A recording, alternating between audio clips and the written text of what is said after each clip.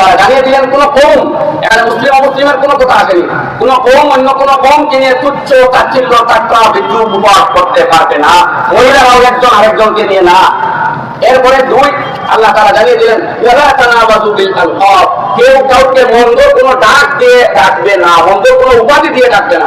Number 3 আল্লাহ তাআলা জানিয়ে দিলেন ওয়ালা ইয়াত্তাবাউকুম বাবা, কারো আড়ালে তার দুষ্টুটি বর্ণনা করা চলবে না, কাউকে খাটো করার জন্য, কাউকে ছোট করার জন্য তার দোষগুলো তার আড়ালে অন্যের কাছে তুলে ধরা যাবে না। এটা হলো বিশ্ব ভাতৃত্ব রক্ষার জন্য একটা মন্ত্রের মতো। আমরা যদি একজন আরেকজনের নিন্দা সমালোচনা ইসলামে বলে গীবত, সেটা বাদ দিয়ে দেই, আমাদের মধ্যে ভ্রাতৃত্বের বন্ধন সুদৃঢ় হবে। গীবত বা পরনিন্দাকে ইসলামে কঠোর ভাষায় নিষেধ করেছে। আল্লাহ তাআলা উপমা দিয়েছেন, তোমরা কেউ কি চাও তোমার মৃত ভাইয়ের গোশত হবে? এটা তো কোনো চাও না, বলে রাখবে তোমাদের আড়ালে তার দুটি বর্ণনা করে তাকে হাতে গোশত খাওয়ার মানুষের সাথে সেবা করতে হবে। আর অল্প আয়াত গোটা বিশ্ব পরিবার মানুষের পঞ্চম শিক্ষা দেওয়া হলো চিত্ত নিয়ে পৃথিবীতে চলতে হবে।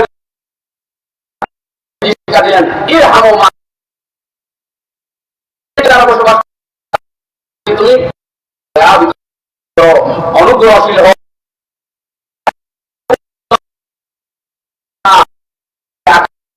দয়া উপযোগী তুমি হবে। আমাদেরকে এরপরে শিক্ষা দেওয়া হলো মানুষের সাহায্যে হাত বাড়িয়ে দিতে হবে। আল্লাহ নবী বললেন ওয়াল্লাহু বিআউনিল আবদি মা কানাল আবদু বিআউনি আখিহি, এক মানুষ, এক মুসলমান যখন তার আরো এক ভাইয়ের সাহায্যের জন্য সচেষ্ট যতক্ষণ থাকবে, মহান আল্লাহ সুবহানাহু ওয়া তাআলা সেই ব্যক্তিকে ততক্ষণ সাহায্য করবেন। আমাদেরকে শিক্ষা দেওয়া হয়েছে মানুষকে সাহায্য করা, অন্যকে গালিগালাজ না করা। ইসলাম বলা হয়েছে ইসলামের সিবাবুল মুসলিমের ফুসুকুন ওয়া কিতালুহু কুফরুন, কোন মানুষকে গালি দেওয়া ফিসকি গুনাহ, কাউকে হত্যা করা তো কুফরির শামিল, ইসলাম ত্যাগ করা সমান। আমাদেরকে শিক্ষা দেওয়া হয়েছে মানুষের সাথে ভালো ব্যবহার পেশ করা। আল্লাহ নবী বলেন আমি দায়িত্ব নিলাম যারা ঝগড়া বিবাদ ত্যাগ করবে তাদেরকে জান্নাতে পৌঁছে দেব, আর আরো বড় জান্নাতের ভিআইপি মাকামে পৌঁছে দেওয়ার দায়িত্ব নিলাম ওই ব্যক্তির জন্য যে তার চরিত্রকে উত্তম করবে।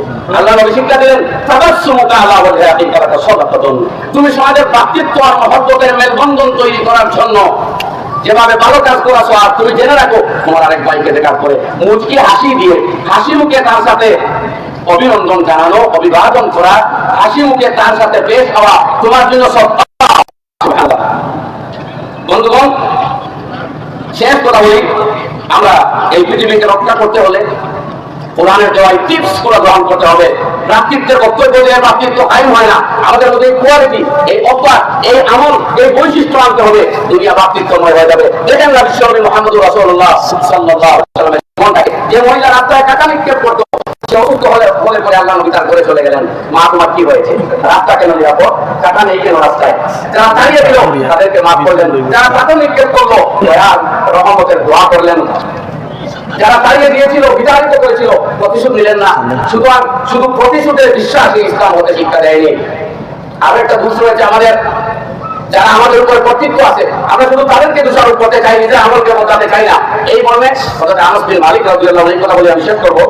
আনাস বিন মালিক রাদিয়াল্লাহু আনহু থেকে বলেন একটা হাদিস উল্লেখ করা হয়েছে। আল্লাহ নবী সাল্লাল্লাহু আলাইহি ওয়াসাল্লাম বলেন ইন্নাল্লাহ তাবারাকা ওয়া তাআলা ইয়াকুলু ইয়া মুহাম্মদ আনা মালিকুল মুলুক। আল্লাহ রাব্বুল আলামিন বলেন হে মুহাম্মদ সাল্লাল্লাহু আলাইহি ওয়াসাল্লাম, আমি দুনিয়ার বাদশাদের স্রষ্টা বাদশা, সমস্ত রাজা শাসক গোষ্ঠী ক্ষমতাধরদের হৃদয় কলবের চাবিকাঠি আমার কুদরতের হাতে, মুকাল্লিবুহা কাইফা আশা, আমি যেদিকে চাই সেদিকে ফিরাই। সুতরাং আইয়ুমা কওমিন আতাউনি, পৃথিবীর যে জাতি আমার বিধিবিধান পালন করবে, সাইয়াতুল মুলুক আলাইহিম, আমি শাসক গোষ্ঠীকে তাদের জন্য রহমত বানিয়ে দিব। ও আইয়ুমা কওমিন আসাউনি, আর যে জাতি আমার অবমাননা করবে, শরীয়ত বিরোধী, দেশ বিরোধী, সমাজ বিরোধী বিভিন্ন অন্যায় কাজে লিপ্ত হয়ে যাবে। ইসলাম সেই কবে 1435 বছর আগে নিষেধ করেছে ড্রাগস এবং মদ নিষেধ বর্জন করা, কিন্তু দুর্ভাগ্যবশত আমাদের বৃহৎ একটা পার্সেন্টেজ আর সেই বস্তুতে লিপ্ত হয়ে গেছে। এইসব অপকর্ম আমরা করে অন্যকে দোষ দেওয়া, এটা ইসলাম সমর্থন করে না। বরং আল্লাহ নবী জানিয়ে দিলেন, আল্লাহ তাআলা বলেন আইয়ুমা কওমিন আসাউনি, যারা আমার নাফরমানি করবে, সাইয়াতুল মুলুক আলাইহিম নিকামাতান, আমি তাদের শাসক বর্গকে তাদের জন্য যন্ত্রণাদায়ক বানাই দিব। চিন্তা করেন। সুতরাং আপনার আমার আমলের মাধ্যমে দেশের শাসন ব্যবস্থায় পরিবর্তন আসে। আপনার আমার চরিত্রের মাধ্যমে, আমাদের অ্যাক্টিভিটিসের মাধ্যমে আল্লাহ তাআলা সারা দুনিয়া শাসন ব্যবস্থা বদলে দিন। এই জন্য এই হাদিসে সনদ অপেক্ষাকৃত দুর্বল হলে এটা জাল হাদিস নয়। আল্লাহ নবী বলেন, ফালা তাশগালু আনফুসাকুম, তোমরা ব্যস্ত হইও না শাসক গোষ্ঠীর বিপক্ষে অভিশাপ আর বদদোয়া দিতে লেগে যেও না, বরং আমার প্রতি আসো, আমার ইবাদত বন্দেগী আর হুকুমগুলো মানতে আরম্ভ করো। এইসব পরিবর্তন করে দিতে পারি আমি আল্লাহ সুবহানাহু। সুতরাং বন্ধুগণ, আজকের এই বিশাল জনগোষ্ঠী আজ আমরা অবশ্যই একটা মুক্ত হৃদয় নিয়ে এসেছি, মনে করি আলহামদুলিল্লাহ। আর এইভাবে একদিন জমায়েত হবো হাসরের ময়দানে, সেই দিন কিন্তু হবে হিসাব নিকাশের দিন। জীবনের তারুণ্য, যৌবন, চিত্ত চাঞ্চল্যকর মুহূর্তগুলো কখন কে কি করেছিলাম জবাব দিতে হবে ভাই।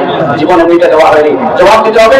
আসলে আমরা অঙ্গীকার করি আগামী জিন্দগিটাকে আল্লাহ সুবহানাহু ওয়া তাআলার হুকুম পালন করে তার বিধান মতো চলে সার্থক জীবন আর জন্মের অধিকারী হয়ে মুমিনে কামিল হয়ে দুনিয়া থেকে যেতে পারি। আল্লাহ সুবহানাহু ওয়া তাআলা আমাদের সবাইকে তৌফিক দান করুন, আমিন।